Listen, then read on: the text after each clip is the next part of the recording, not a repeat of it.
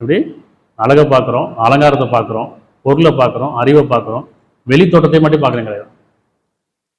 அப்படிதானே? இவங்க அழகு இல்லைங்கிறோம், அழகாக இருக்காங்க, இறைவன் அழகாக படைச்சிருக்கான், வெள்ளையாக படைச்சிருக்கான், திறமையாக படைச்சிருக்கான். என்ன செய்கிறாங்க அவங்க? அந்த அழகு என்ன ஆகுது? விலை போயிட்டு. சினிமாக்காரெலாம் பார்க்குறோம்ல, இறைவன் அழகாக படைச்சிருக்கான், அந்த அழகுல எங்கே போயிருக்கு?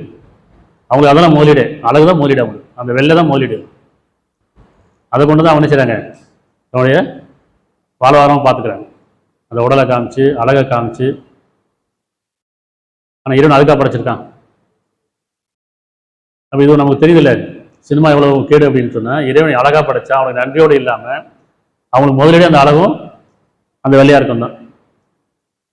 அப்போ அதை கொண்டு தான் செய்கிறாங்க, இந்த சினிமாக்காரெல்லாம் முதலீடு போடுறாங்க. இது அந்த அழகானவங்களை முதலீடு போட்டு ஹீரோனா பார்த்து இப்போ நாமளும் அதை பார்க்குறோம். அவங்க அழகாக இருக்காங்களே, நம்மளையும் அழகாக இல்லை, அவங்க வெளில இருக்காங்க.